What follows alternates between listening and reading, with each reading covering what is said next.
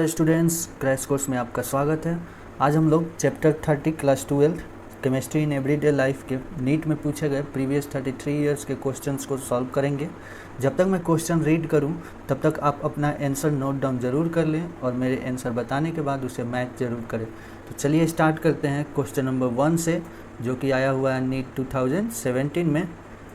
तो question number 1 is mixture of chloroxylenol and terpineol act as first option antiseptic, second antipyretic, third antibiotic and fourth analgesic। तो क्लोरोऑक्सीलिनॉल and टर्पिनियल क्या होता है, मतलब ये जैसा कि हम जानते हैं इसे हम डेटॉल बनाने में यूज करते हैं, ठीक है। तो ये होते क्या है, ये होते हैं एंटीसेप्टिक, ठीक है। क्या होते हैं, एंटीसेप्टिक, और इसीलिए तो इन्हें हम डेटॉल बनाने में यूज करते हैं। डेटॉल इन्हीं का तो मिक्सचर होता है, ठीक है। तो first option is correct.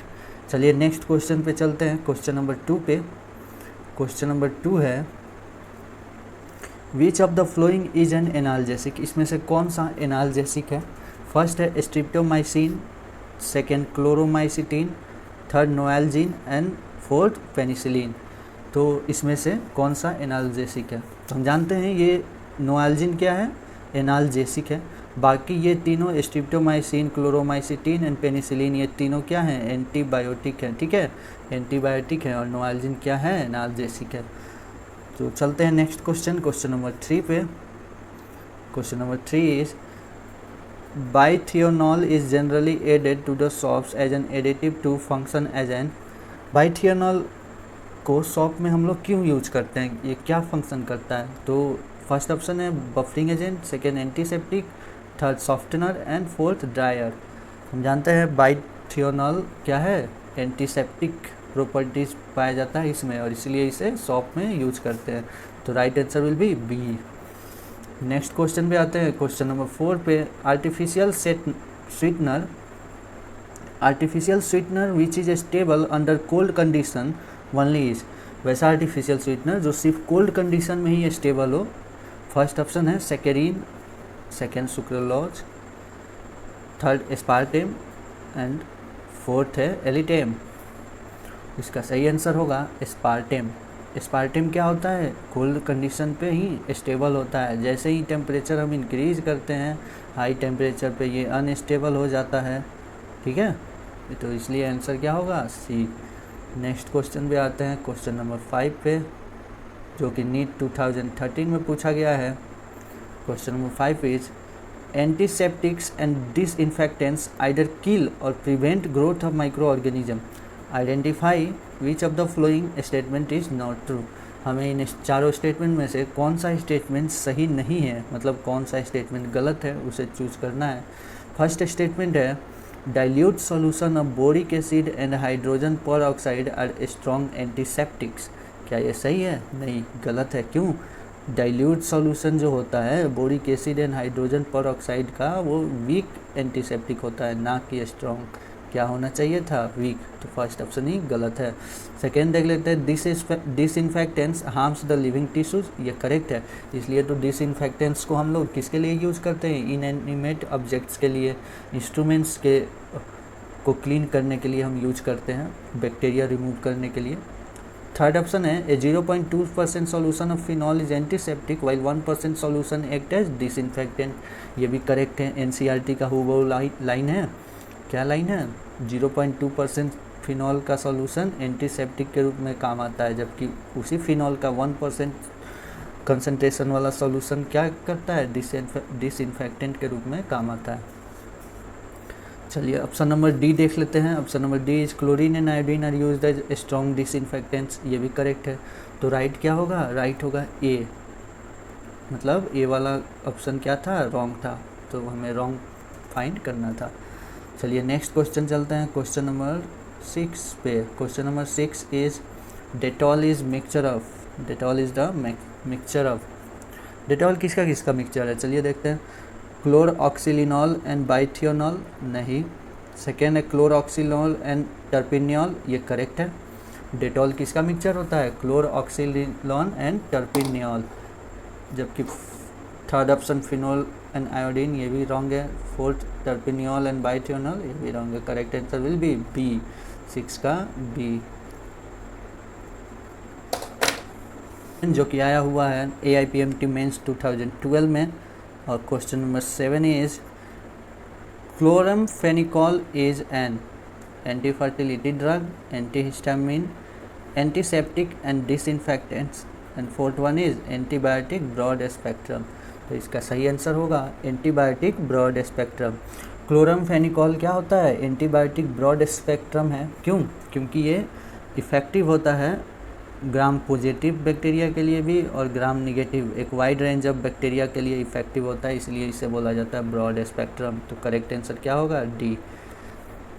Next question पे चलते हैं। जैसा आप जानते होंगे नैरो स्पेक्ट्रम वो होते हैं जो किसी बहुत नैरो रेंज ऑफ बैक्टीरिया के लिए इफेक्टिव हो, जैसे पेनिसिलिन जी होता है नैरो स्पेक्ट्रम, वो क्या होता है? सिर्फ ग्राम पॉजिटिव बैक्टीरिया के लिए इफेक्टिव होता है।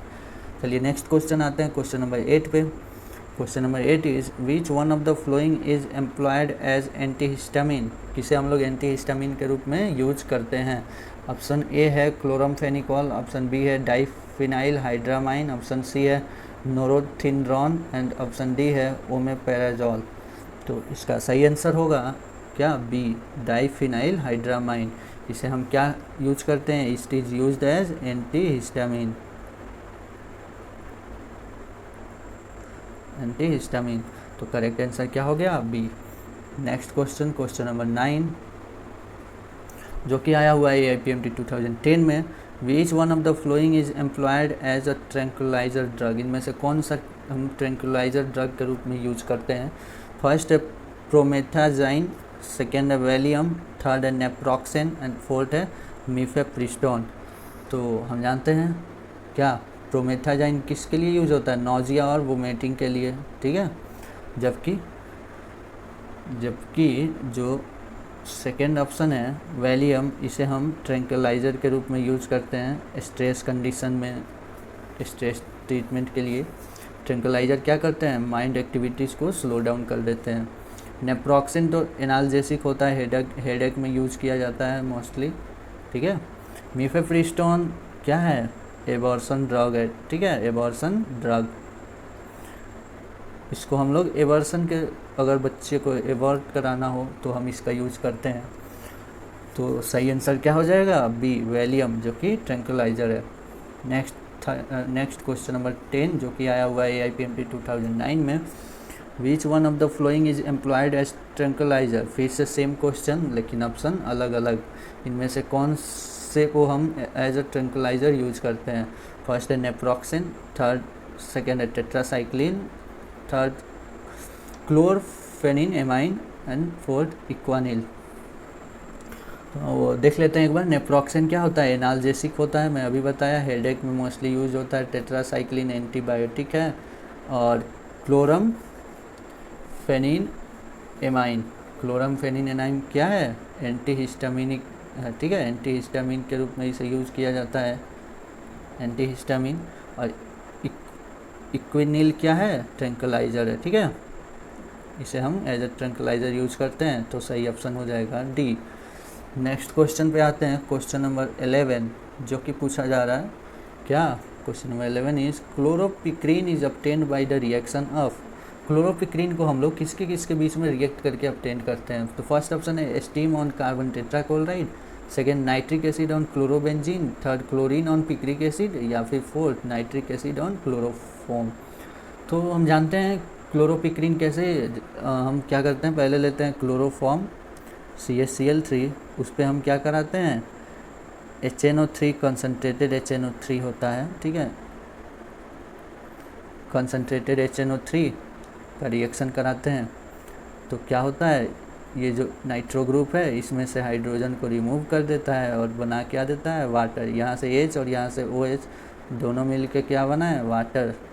और बाकी जो बच्चा वो क्या बन जाता है? देखो तो यहाँ CCl3 यहाँ पे -NO2 प्लस, तो बन गया ये CNO2Cl3। तो ये होता है क्या? क्लोरोपिक्रीन।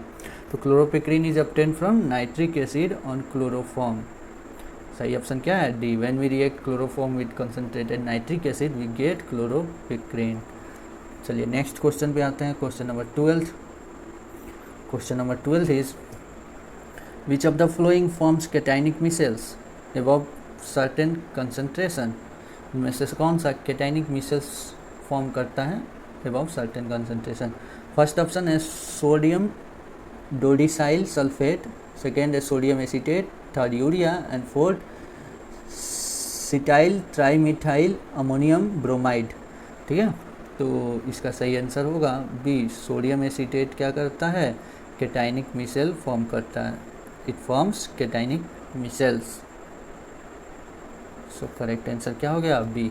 चलिए देखते हैं question number 13। Question number 13 is gammexane is, क्या है question number 13? Gammexane is A bromobenzene, B benzyl chloride. मैं यहाँ सी ऑप्शन दे देता हूँ, सी ऑप्शन नेक्स्ट पेज में है, मैं दे देता हूँ क्लोरोबेंजीन है C option, chlorobenzene. And D option is, D option है बेंजीन हेक्सा क्लोराइड। ठीक है, डी ऑप्शन क्या है? Benzene hexa chloride, benzene hexa chloride. ठीक है, तो आप सही आंसर बताएं। गैमेक्सिन क्या होता है? गैमेक्सेन होता है benzene hexa chloride. In actual it is isomer form of benzene hexa chloride. ठीक है, BHC। गैमेक्सेन क्या होता है? आइसोमेरिक फॉर्म होता है, isomeric form of benzene hexa chloride. ठीक है, तो सही आंसर क्या हो जाएगा? डी।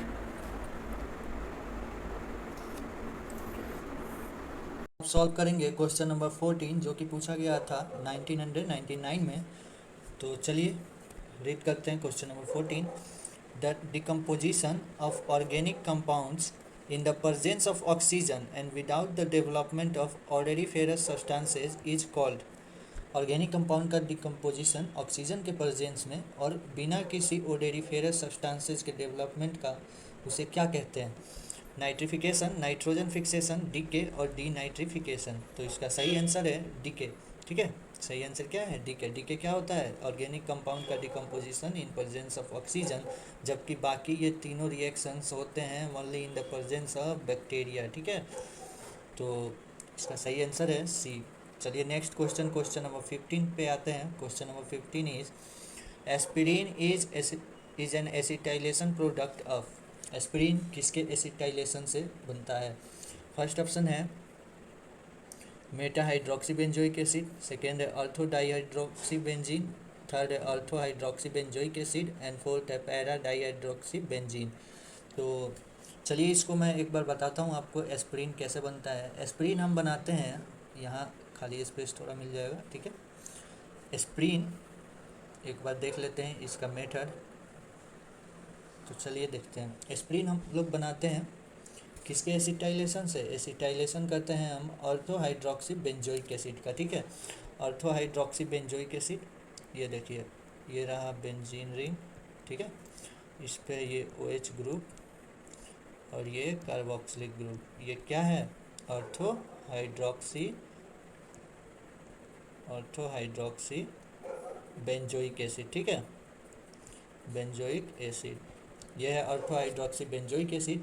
और इसका हम करते हैं एसिटाइलेशन। ठीक है, एसिटाइलेशन के लिए किससे रिएक्ट कराएंगे? एसिटाइल क्लोराइड से, CH3COCl। ठीक है, इससे रिएक्ट कराने पे हमें क्या मिलता है? हमें मिलता है एस्पिरिन। ठीक है, एस्पिरिन मिलता है, ये देखिए